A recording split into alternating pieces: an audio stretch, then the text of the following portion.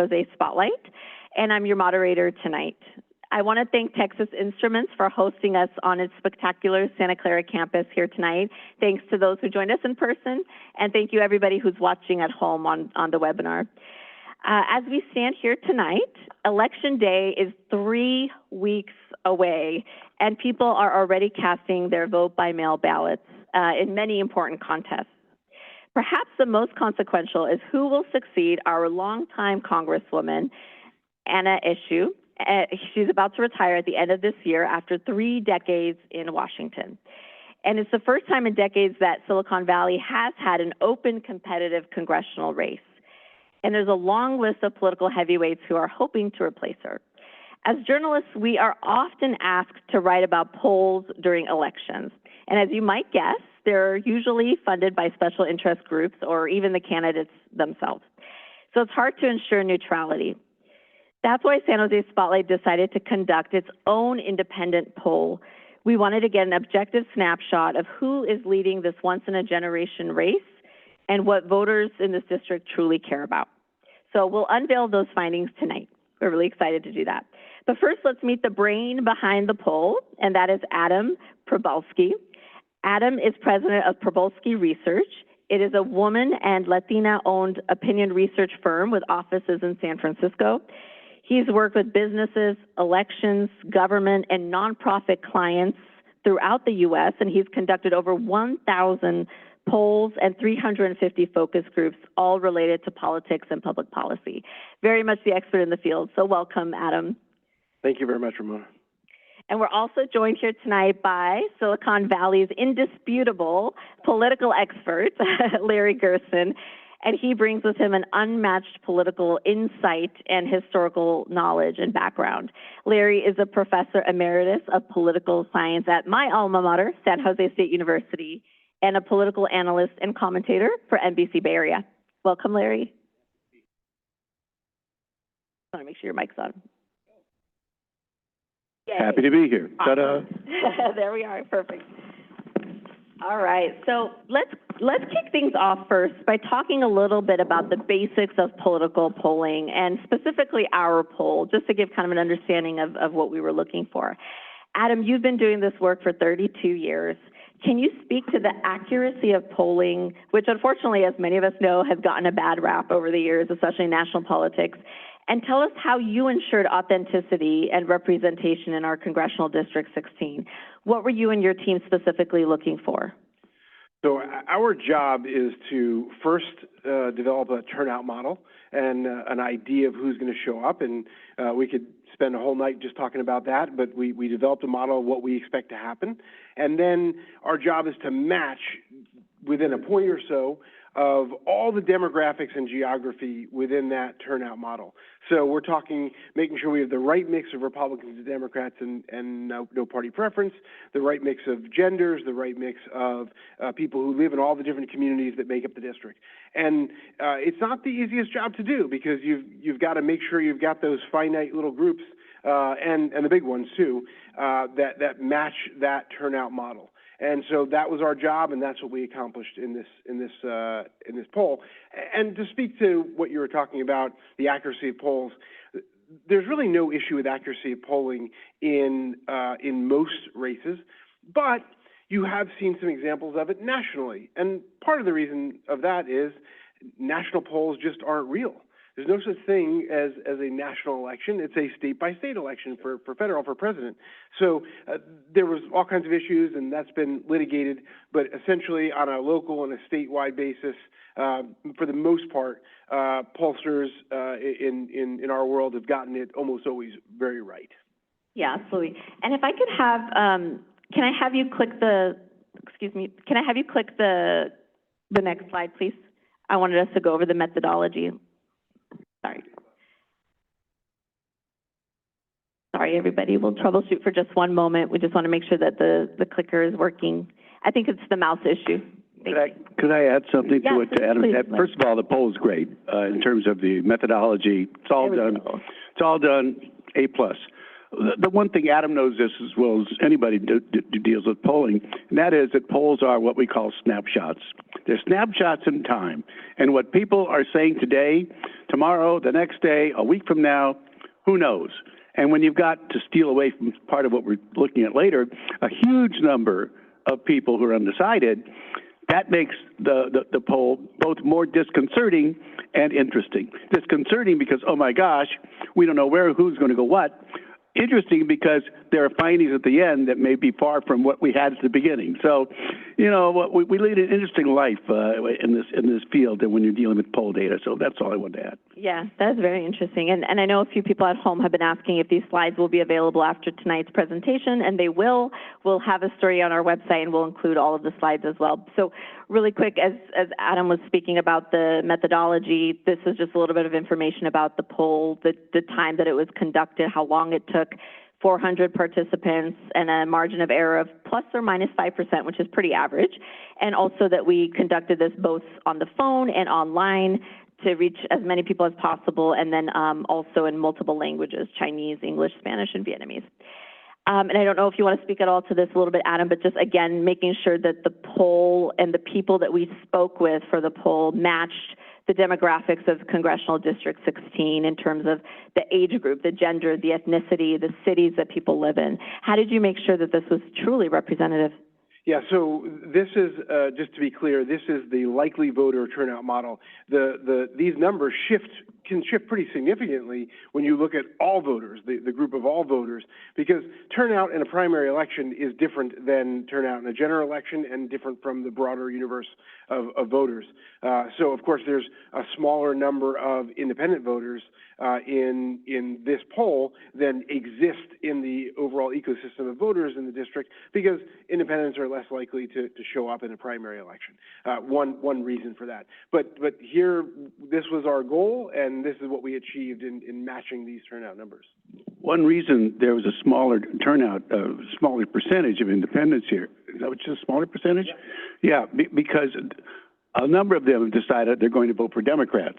And so at that time, at that point, you get a Democratic ballot if you can do that. So you're right. In other places, you wouldn't have that opportunity. But, so that's why you're going to have a little bit smaller turnout of that percentage. Yeah, that's really helpful to know that these are likely voters in the March primary, which can be very different than the general as well. So it's a very important point.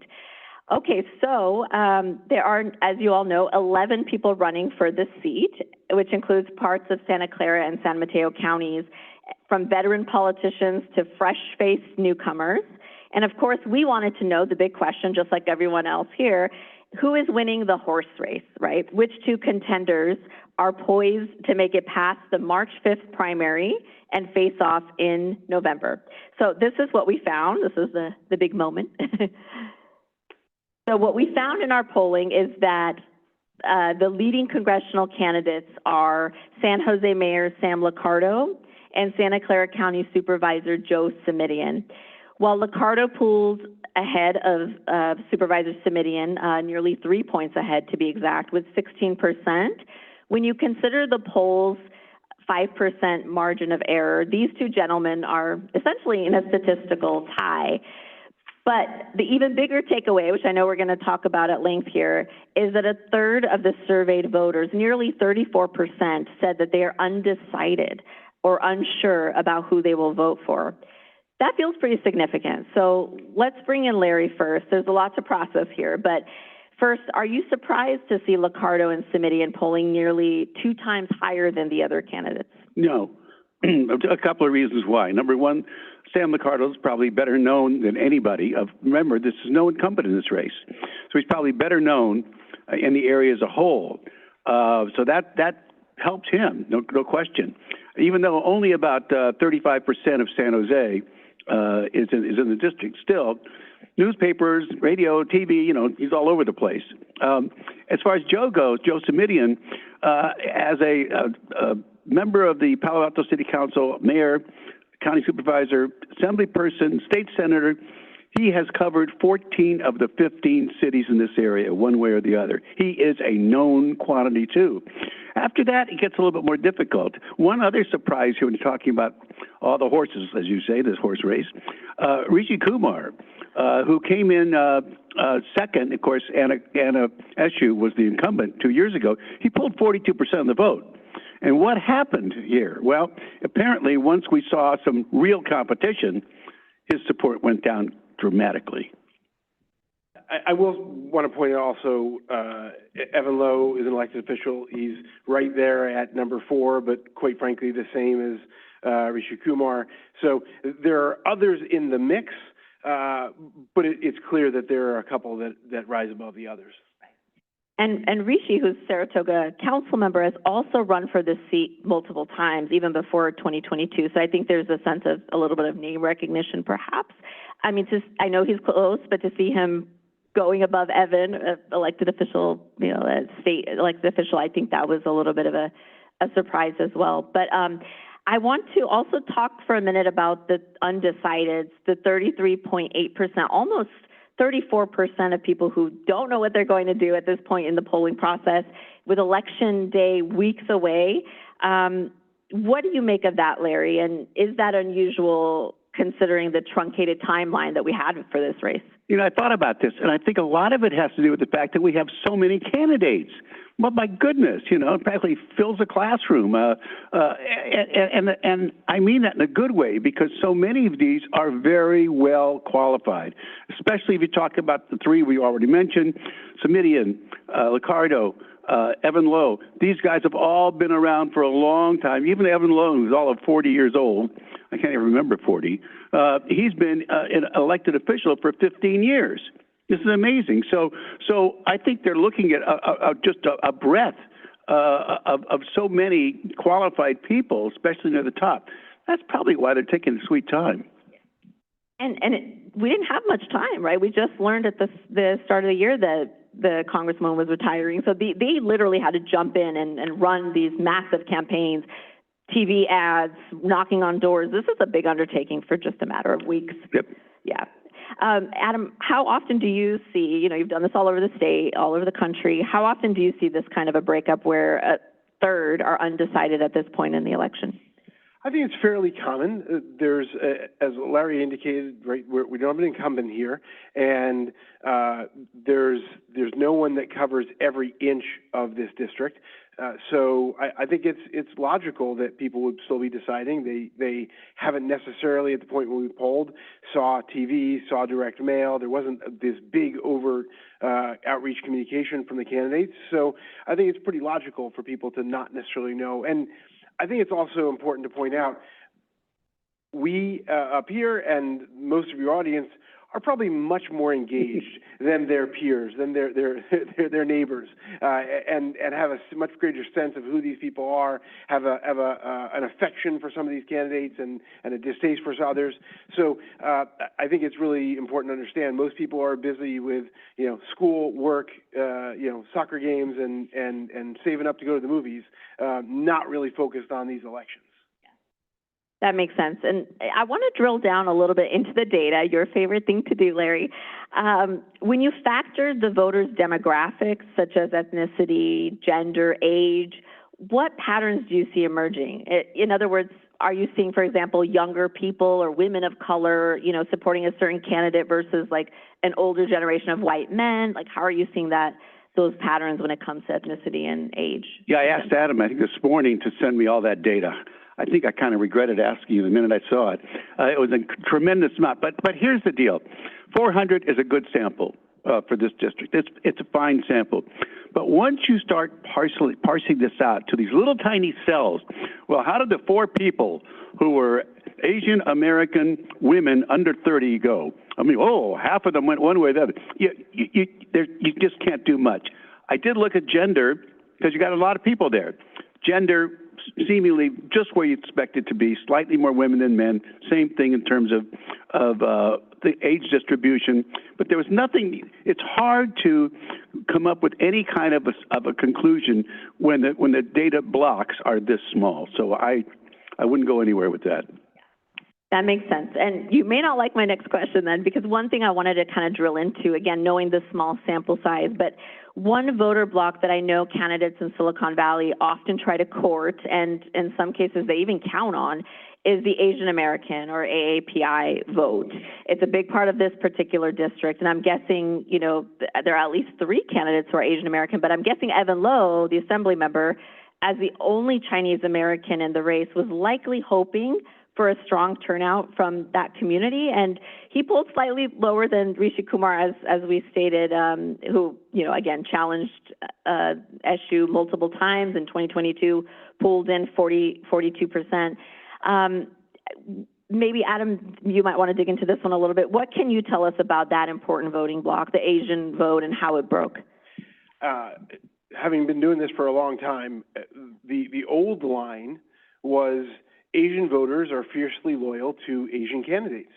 And what we see here is, if you do dig in a little bit and you accept some of those smaller universe crosstabs as indicative or directional, you find that and obviously the big number, Evan Low isn't getting the lion's share of the votes, and we have a decent sized Asian population. So what that tells us is, maybe first generation Asian Americans are fiercely loyal to the Asian candidates, but maybe second generation, and as we move along in the political process, as communities grow up, they're less loyal based on those kind of factors and much more thinking about policy and personality and things like that. And that's where I think this is coming from. We have the future generations are actually engaged here in voting. It's a really good point that there's now a change generationally that we're seeing. And, with Liccardo and Simitian being neck and neck, as we can see in a statistical tie, with Liccardo just slightly ahead here, but still a huge chunk of undecided voters. Larry, is it over for these other candidates, or do you think that they can still come back? And if so, what needs to happen for them to have a fighting chance? I wouldn't rule out, remember, we have to get to the top two. Okay, and they can be two Democrats. And in a state like this, which is rather a district, which is like something like 4-1 Democrat over Republican in terms of the intended voters, I would expect two Democrats in all likelihood to be at the top. That could be Liccardo and Simitian. It could be Low in the mix. Could even be Kumar in the mix. A number in the mix. Probably half of those could be in the mix. I think money's going to be part of this over time. Dixon, I think, is in there somewhere. I forgot where he is, but he's got a pretty good war chest. So I'll expect to hear from him. We just started, I'm in that district, okay? So we just started getting mailers about 10 days ago. Now they're flooding in. So, and the polling, I think, happened just before that, I believe. So in other words, mailers in themselves had no impact, okay? But now we're getting them, and I expect you're going to see the people with money starting to send out those mailers. We're also getting ads. I've seen 4 ads already for different candidates. So those things are going to matter. When you've got a split like this, money will definitely help. There's no question about it. In terms of gain and recognition that these guys may not have otherwise. Right. I just saw a Dixon ad before driving over here, and he was, to your point, the second highest fundraiser behind Liccardo. So they're definitely spending a lot of money on this race. But, I would expect that some of these undecideds are going to go toward Liccardo and towards Simitian, the two front runners right now. But you believe that there's still enough votes out there that any of these other folks in position 3, 4, and 5 could maybe pull forward? Absolutely. You've got a third undecided. Remember, you're not looking for somebody to get a majority. You're looking for the 2 people who get more votes than anybody else. This is going to be a very splintered outcome. I would be surprised if the winner has probably no more than 25, 30% at the most, and probably less. So the top 2 will be right in there. They still have less than a majority than the top 2, but remember, it's the top 2 that count, only the top 2. And I want to remind folks, both here in the audience and also those watching at home, that we are taking questions from you all at the end. So if you have a question, just raise your hand. My partner Josh will come by so you can write them down. And then if you have a question on the webinar, put it in the chat. We'll also check those out, and toward the end, we'll get to as many as we can. I want to dig into one more piece of data here really quickly. Congresswoman Eshoo, in an interview with me last year, said that she wants to see more women in politics because we bring a different and needed perspective. Sorry guys. No offense. And in the current Congress, there are 152 women representing 28% of the 535 seats in both houses. That's according to the Center for American Women and Politics. 18 women are from California. Where did women land in our poll, and why did we see such a poor showing for the only woman in the race, which is Julie Lythcott-Hames? A couple things. First of all, yes, 18 in California, 18 out of 52, so that puts women in California at about 35%, well above the national average. So there's a little shout out there. It's hard to know why. I mean, I talked to one of them, Sally Lieber, who lives in the district. I asked her, Sally, are you going to get involved? No, I'm running. I think she's running for supervisor, as I recall. So, you know, it just works that way sometimes. This is a very female-friendly district. We've got a lot of retiring females, as it turned out. Jackie Spear retired. Now she's running for supervisor, of course. And so it just happens that way. It was interesting that in her endorsement, Anna Eshoo did not endorse a female, right? She endorsed Joe Simitian. So among all the other things we're watching, and lots of them, as this thing goes through, what will be the power of her endorsement? That's something that remains to be seen. And we're going to talk a little bit about that in a bit, because one of the things we looked at in our poll was sort of the favorability of the current congressional delegation and how much of a difference that really makes when it comes to a tight race like this. We also, I want to move on to another slide really quick. We also asked our voters and our respondents to tell us what issues should top their next Congress member's priority list. And though the only female in the race, like we just talked about, trailed her male counterparts, voters in the district overwhelmingly said that protecting a woman's right to choose was their #1 and top priority. And that was followed by affordability of health care and gun violence. Larry, was there, you know, you've been watching local politics, any surprises here for you? And if you have any examples to share, how do you think the voting records of Liccardo and Simitian might stack up against these top issues, including, you know, a woman's right to choose and reproductive rights? They're going to fit in well. First of all, when it comes to reproductive rights, California is at the top, as it is, by the way, with gun safety. In both cases, California ranks #1 in terms of the most favorable legislation in reproductive life rights and also gun safety. You can see gun safety helping Sam Liccardo. He's been very active in this. He's led the way for the city to pass some legislation. Some of it is still in the hopper, being challenged right now. Most of it probably be overturned, but that's not his fault. As far as Joe Simitian goes, he's been involved in health issues. He was in health issues and in the Assembly and the Senate, got some very meaningful legislation on that, some of the protecting women's rights to choose. And also, don't forget that new psychiatric unit that Joe Simitian brought to bear in Santa Clara County at PMC. So you put those things together, and people, Adam knows this, what is it that's going to make me choose A over B over C over D, okay? And it's things like that that they're close to.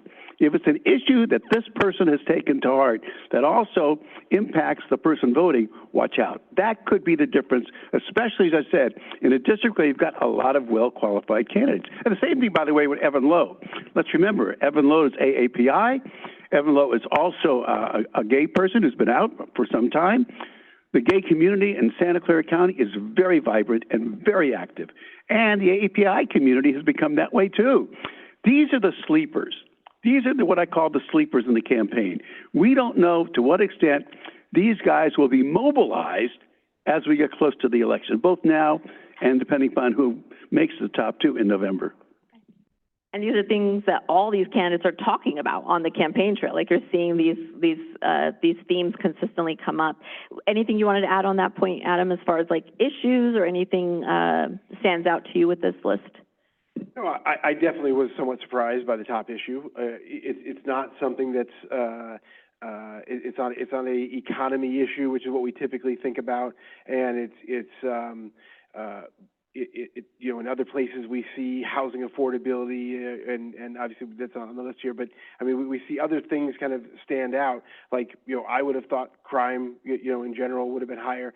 I think the key here is that you have a fairly wealthy voter base here, and so they get to think about other things more than their pocketbook issues. They get to think about things like climate change and protecting women's rights to choose, things like that, more so than they think about, you know, things like public education, because it's pretty darn good here. That makes sense. Or even condition of roads. One more thing about right to choose, women's right to choose. This is far more prevalent than people give it credit for. All you have to do is look to Dodd. In Dodd's case and what happened there, how it mobilized not just women, but men too, who want to protect a woman's right to choose. Look at what happened in the off-year elections in 2022. Most of it attributed to that court decision and how it mobilized the vote. But likewise, you've seen 7 states since Dodd, 7 states go ahead and put on their, in their constitution, by the act of the voters, by the voters, not the legislatures, to make a woman's right to choose legal. 4 of those states were red as can be. Ohio, Kentucky, Montana are a couple that come to mind. Good grief, okay? Well, they may be rednecks or whatever you want to call them, but when it comes to a woman's right to choose, this is one of those sleeper issues. You are going to see it again in this election year, no question. Especially this year, absolutely. We talked a little bit earlier about endorsements and, you know, how that plays a part. And as with any major race, any political race, endorsements can be a factor that's weighed, you know, by undecided voters. So we ask the poll respondents their perspectives of the Bay Area's other leading congressional members and how their endorsements might sway the race. All appear to have high awareness and favorability, with Eshoo, you know, ranking the highest in favorability at 46.5%. And as you noted, Larry Eshoo has endorsed Joe Simitian, while Representative Ro Khanna endorsed Evan Lowe.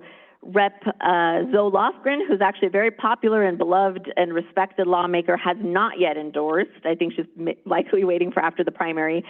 So Larry or Adam, either one of you who want to jump in first, what are your thoughts on these findings and how they might influence the election's outcome? And do endorsements really matter? Like, does this make a difference for people?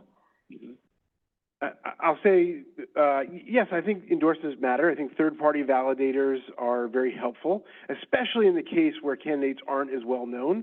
In this case, some of the leading candidates have a pretty good name ID themselves.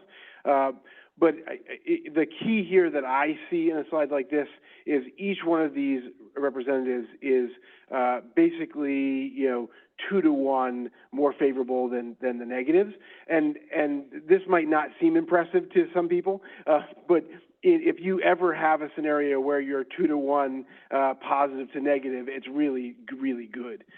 So they each, in their own right, have the ability to endorse and have impact in the race. And the awareness levels were huge. Yeah. Well, you know, this is what I call the tiebreaker. People are going to be looking at candidates. Well, I like this person. I like this person. I like this. You know, I like somebody. Where does Anna come? Notice they call her Anna, and that's how she is in that district. She's Anna. Okay. Where does Anna? Oh, Adam's gone with Simitian. Well, maybe. So I think an endorsement. You're right. They tend to be, I think, often get more credit than deserve. But in this kind of race, where you've got several qualified candidates, at the end of the day, before they vote, they may ask that question, where's Anna? That may help Joe Simitian. That might tip the scales. That's helpful to know. And, you know, in Silicon Valley politics, there are also other forces beyond just politicians. As we all know, you know, special interest groups or PACs or unions get involved. And 2 of the leading forces in our city in San Jose and in our region have been the South Bay Labor Council and the San Jose Chamber of Commerce. So sort of that business and labor divide that we often see in California. And the South Bay Labor Council does endorse progressive candidates, as you'd expect. And the San Jose Chamber of Commerce, while it does not endorse anymore, it did away with its PAC, so it's not endorsing or raising money for candidates. Usually it backs more kind of moderate and business-aligned candidates. This was interesting, even though I haven't seen either one of these really get super involved in federal politics or in this particular race. It was just interesting to see that the Chamber of Commerce had a higher awareness and favorability, according to our poll, than the unions or the South Bay Labor Council. Anything you want to share on this, or any points you wanted to reflect on, Larry? I'll tell you what's interesting about this data. The South Bay Labor Council has been instrumental in making sure that the City Council of San Jose is pretty well stacked with labor voters, okay? Depending upon how you want to look at them, 6 to 7 are considered labor, pro-labor. They have decided to put more money into that than the mayor's race, okay? And I think in the congressional races because they believe that's the best place for them. Yet, their favorability is lower than the chambers. It's kind of interesting. To be fair to the Labor Council, they're not trying to brand themselves to the world. They're trying to accomplish big things politically for themselves behind the scenes. So it's not too surprising that their numbers aren't that great just because they're not on the ballot and they're never going to be. So it's okay for the numbers to be, slim. And not as well known, right? Yeah. That's great context. And I want to go back now to our big reveal, what we talked about at length earlier, which was who is leading the horse race and who's first, second, third. And as we noted, Liccardo and Simitian are leading this race according to our poll, but really they're statistically tied, and a third of voters are still undecided. Larry, you touched on this a little bit earlier, but when you've got 2 Democrats on the ballot, many Democrats, but 2 leading Democrats, and we have a system where the top 2 vote getters advance to a November runoff, how can candidates differentiate themselves when they're in this sea of blue? They're all kind of saying the same thing. How do they differentiate themselves? Well, I mean, some are going to say, I'm not taking any PAC money, for example. You see that congressionally, rather for the U.S. Senate seat, right? Katie Porter differentiating herself from Adam Schiff and Barbara Lee and the others. Some will say that. Some will look at something like universal health care for all. Others won't go that far. So I don't believe, frankly, that most voters are going to get too far into the weeds on this stuff. I just don't. This is a liberal area, and most of these guys are pretty closely aligned, and that's why at the end of the day, things like extra money, things like endorsements, things like last-minute developments. We never know when a scandal, quote-unquote, will occur. Those things probably take on greater importance in a race like this than in others. And especially, remember, anytime you've got a non-incumbent race, things become much less predictable unless you really have somebody who is absolutely sort of like a person who's been anointed. It doesn't happen very often. Our poll also looked at how intensely voters supported each candidate. So in other words, are they definitely voting for Liccardo or Simitian, or might they still change their minds? So when we look at that, there's a really interesting set of data because it looks at for those folks who wanted to support each of these are the top 5, I believe, candidates that polled the highest. How likely are they to definitely vote for that person, probably, or maybe vote for that person? Adam, what does this kind of data tell you, and what are your big takeaways when you look at it? So this tells you that the strength of their base. And what's kind of exciting if you're Joe Simitian is the strength of his base is pretty significant. He's got 47% that say they are with him and they're not leaving. They're definitely voting for him. Whereas Liccardo has a little more than a third that are definitely on his side. Everybody else in the probably category is kind of in play. So to the extent that you've got a jumping off point for like Joe Simitian has, that's a pretty good place to start. I'm sure Larry's got some commentary on that, but that's really what this kind of tells us is where do you every candidate has to go out there and get more of those unsure voters. But if you have a good strong base to jump from, you're in a good spot. This is great data that Adam got here. It really is, because it's the kind of thing, it's like the bottom of the iceberg, the part that you don't see. This is what you get with this kind of data. And even though Liccardo has a 3-point edge over Simitian, as Adam pointed out, Simitian's voters are much more locked in than Liccardo's. That kind of evens things out pretty well. So you can look for those two to really duke it out. Now, others may come as well, but those two really, that's another point where you see just the kind of support they have and who's got more. Yes, Simitian's was a pretty big chunk. That's definitely impressive. And I want to remind everybody that we are taking questions here in the audience, and then also I see some already coming in from our live feed. So please keep submitting them. We're going to get to them very, very soon here. If there's nothing else to add, I wanted to share, sort of a few last takeaways here before we take audience questions. One thing is clear, that these candidates will definitely have their work cut out for them. Our poll found that nearly 44% of likely voters that we spoke to believe that their community is on the wrong track. Although that isn't terrible, because 31% said that they think it is on the right track. And it could be because, as we discussed earlier, that most respondents in this tech-driven district earned higher than average incomes, they're homeowners, and generally enjoy a good quality of life. But when we look at the issues, we see that there are many who still struggle, and our poll respondents said that the most important issue facing Congressional District 16 is housing affordability, followed by public safety, drugs, or crime, and then in third place, homelessness, respectively. I feel like all the candidates have carved their campaigns around one or more of these issues, but as you know, some of these issues are tied to local government or regional government and not necessarily issues that are, under the direct purview of the federal government. Larry, I suspect that each candidate will likely say that they will vow to fight for more federal funding to address each of these issues, but when you're just one vote in a divided body like the U.S. House of Representatives, how can any of these candidates make a difference? Well, no one member of the House makes a difference. Even the Speaker, if you're up to what's happened the last couple of days. So it's going to be tough for them. They will no doubt join others of like minds. Somebody like Liccardo, who's been very active in gun control, will try to get on a committee that deals with that issue. Likewise for the other candidates and the things that they believe in the strongest. I do want to make one point, by the way, to that 3-2 division about how satisfied you are with what's going on versus how not satisfied. I think it was 31-45, something like that. Believe it or not, that's a lot more satisfaction in this area than nationwide, where the figure of dissatisfaction is much higher than it is here. So relatively speaking, our campers, as Adam said before, talking about income, our campers are relatively happy here. I found very interesting in this data, the 18 to 29-year-olds just stood out. How happy are you looking at the future? My God, they were happier than anybody else. That's kind of interesting, maybe hopeful, huh? Yeah. And different than what you said you see across the country, so that's very interesting to note.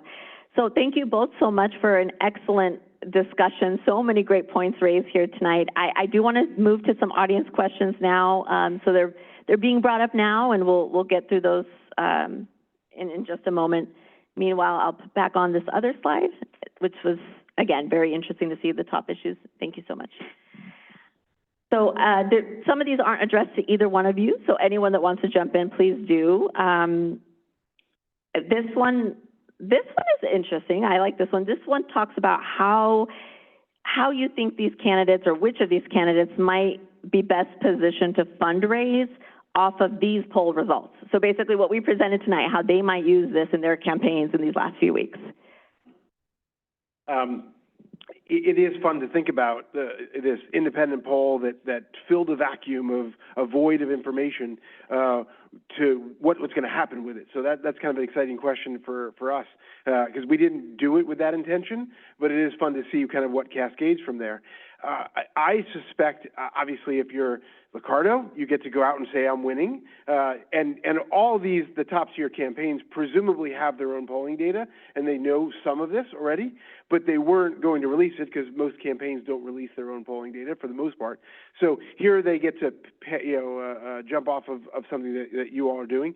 So I assume Liccardo says, hey, I'm winning, and he uses that. I think, and all the other candidates that trail there that are within striking distance get to say, I'm almost there, I need some support, help me get to number two or number one. So I think any of those candidates we talked about, Lowe or Liccardo or Smidian, and possibly maybe one or two others could use this to their advantage.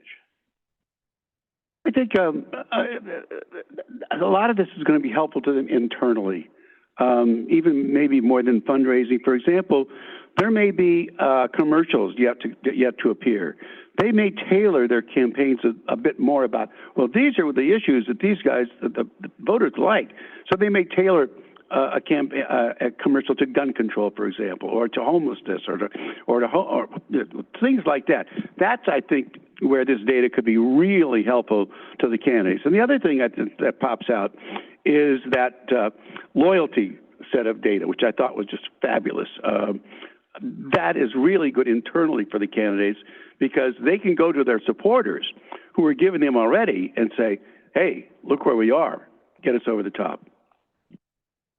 Absolutely. Another question here from the audience is, if this is likely the only independent poll in this race, why only poll 400 people? And I know we talked about this at length, Adam, like what was the right number? Was this enough? Was it too much, too little? Do you want to speak to whether you thought that was a healthy sample? I know earlier you said, Larry, that you believed it was. Anything you want to share on that? I'll speak quickly about it. Statewide, we take 900 or 1,200, somewhere in there, and have really highly predictive numbers. So the idea of polling more than that in a congressional district is unnecessary to give big, broad, numbers in what's going to happen next. So, and in general, anywhere in the country, wherever you go, if you're doing a congressional poll and it's going to become public, or you're sharing it with like a PAC or something like that, 400 is the typical number. There's not a lot of utility to going bigger unless, you're Larry and you want to have, big subsets of numbers for all those different demographics. And of course, it just costs more money. Most campaigns don't spend that, and we weren't going to do it with an independent poll either. He's right. That's the gold standard. You can go to 500, and if the plus or minus differences become smaller, which gets you to even greater accuracy, but you've got to offset that by the growing cost, and it's just not worth it to gain to go from 5% to 4 or 4.5, and have your costs go up by 50% or something. So that's a good number. That makes perfect sense. So another one that came in, I think this one came in from our online audience about Peter Dixon specifically. He has brought in over $1 million. We noted that he was one of the top fundraisers in this race behind Liccardo. He's had numerous endorsements from members of Congress and a ton of TV ads. What do you all think, though, about why he is still polling so low or behind? Well, let's remember, though, or understand that at least 575 of that 100,000 of that money he's brought in is his own. So he's loaned himself that money. So to the outside observer, wow, $1 million. Well, suddenly it's not $1 million. It's 400,000. Okay, and I think that has to be taken into consideration, which is not a dig at his loaning himself money. He's got confidence in himself. That's good. But it does give you a little bit different perspective as to how they're doing really in fundraising. The only other thing I'll point out is obviously this polling was done prior to significant voter contact, and $1 million can buy you a decent amount of outreach. So I think these numbers could absolutely, as Larry said earlier, these numbers could absolutely shift. There's definitely possibility for anyone to improve their numbers, and so if he goes up on the air and gets direct mail out, it could change. Also, $1 million is not that much money. I mean, it's kind of sad to say, but I mean, it doesn't buy you the kind of impact that you'd probably want to have to triple your numbers. That's a good point. It doesn't go that far when you really think about what it costs to run this type of a campaign. Another viewer asked about foreign policies, that they did not show up as the top issues in the district. And I don't know if that's because maybe that wasn't an option, or do you want to speak at all to why those issues did not appear, especially when there's a war and everything we're seeing overseas? It gets to experience, and that's where you'll get Dixon's campaign. Okay, he's already got one commercial out talking about what he's done historically. He was involved, I think it was the Marines. I can't remember which it was, and how it's important for protecting the country and how he understands something about it. Boy, you got to milk that stuff. You really do. So I think where somebody's had foreign policy, obviously they then have credentials. If you want to go out in a reach and say, here's what I would do and wouldn't do, well, number one, you better know what you're doing.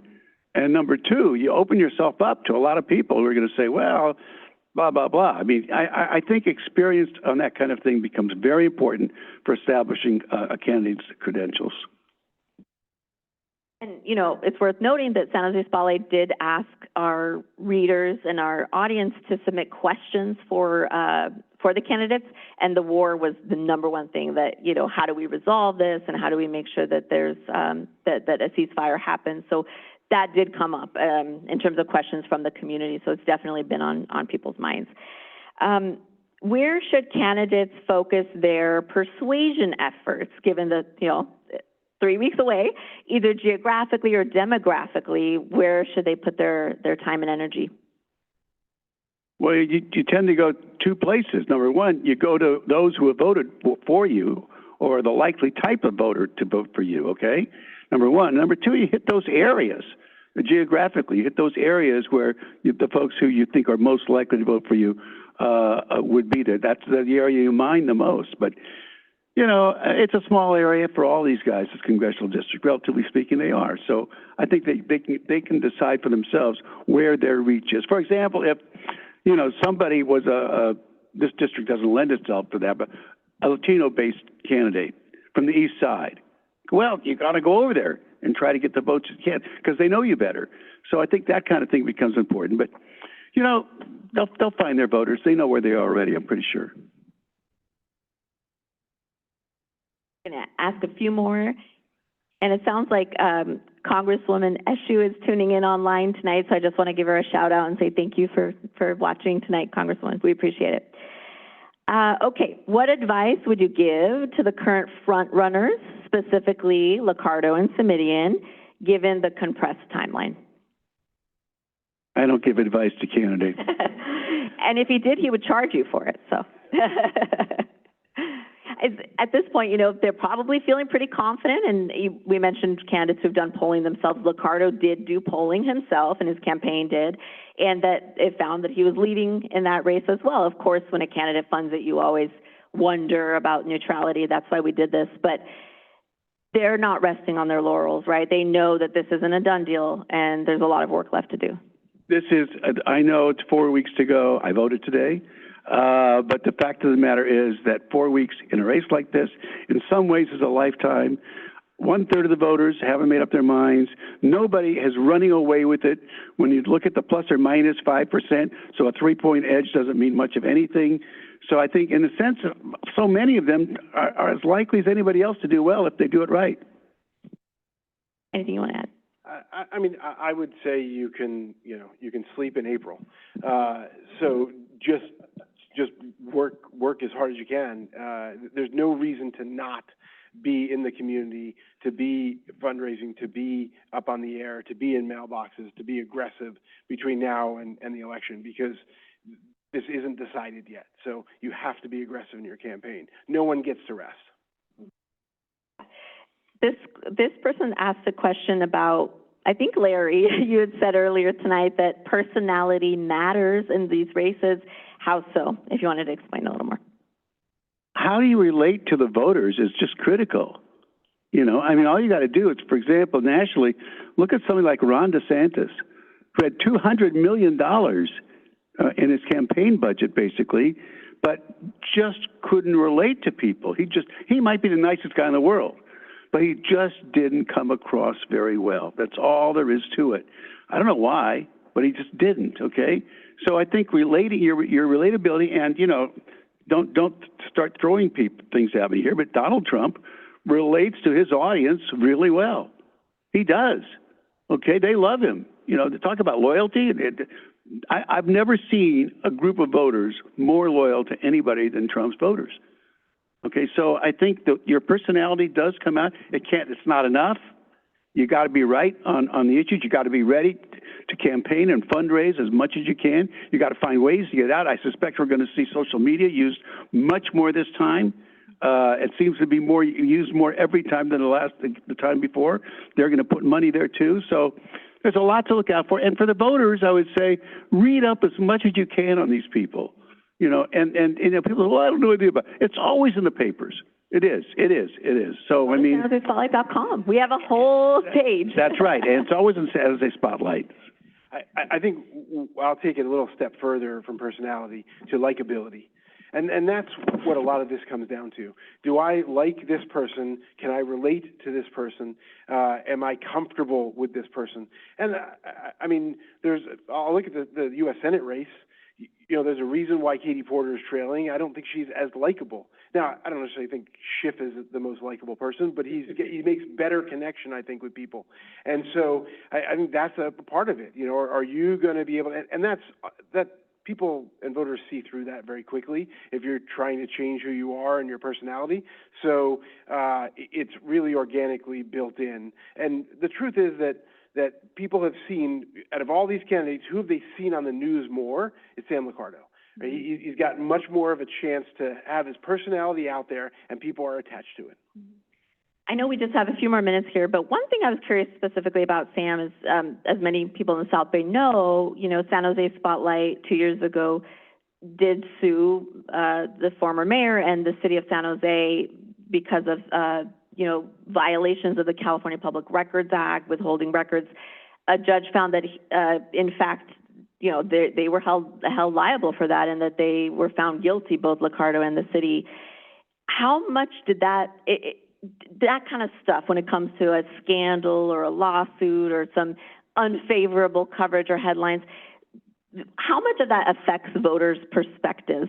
You see him still leading the race, which, you know, is interesting to see. But when you think back on somebody's voting record, or you think back on something that may have been unfavorable over their career, how much of that plays into the voters' perspective when they go to the polls months later or years later?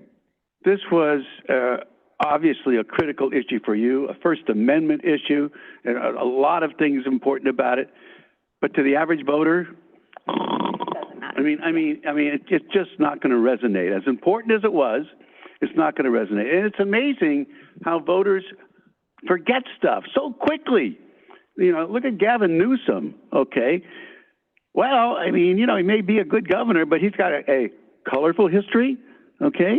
And yet virtually none of that counted as he climbed up the ladder in terms of elections. Voters are quite forgiving as well, especially if a politician says, I messed up, I was wrong, I'm going to fix it, I'm going to go to rehab, all of that. I think that's a great point. Americans are very forgiving. The other thing I'll point out is if any candidate attacks the mayor for the Open Records Act, that would be a wasted dollar because there are other things that are priorities for the voters that they're much higher and much more relatable to them. I think it is kind of fascinating. We consistently hear from voters when we ask them about government, they really want transparency, but they're really not interested in transparency. I mean, they want the word, they want government to be that way, but they're not interested in showing up. They don't actually watch a council meeting. They don't actually look at the budget, even though everything's on the website. So it's not really a policy area that they're going to vote based on. It's not such a sexy issue, really. It's just not. Well, I think that we're just about out of time. Maybe one last question I wanted to throw out there is, you know, obviously San Jose is what we primarily cover. We are focused on. It is a smaller piece of the district. And so when you look at some of these candidates that may not be as well known in San Mateo County, maybe you could speak to a little bit, and again, this comes back to Sam, you know, he's very well known and very popular in San Jose, but maybe not as much known in San Mateo County. How much of that will play a part in terms of Santa Clara County's awareness of a candidate versus San Mateo's, and which side of the border these candidates really need to focus their energy on? The candidate who's well known on both sides, that's what happens. And this is where Joe Simitian might have an ace up his sleeve, right? Because so much of the representation, even though it's from Palo Alto, North County at that, so much of his representation flowed over into San Mateo County, the districts he represented. So again, there's so many intangibles here that may come into play. That's one of them, no question about it. All right. Well, thank you all so much for joining us for San Jose Spotlight's first ever political poll, one of many more I hope to come. So, Adam, you'll be hearing from us. I want to thank our esteemed panelists, Adam Probolsky, as well as Larry Gerston, and I want to thank Texas Instruments, again, for hosting us here tonight in Santa Clara.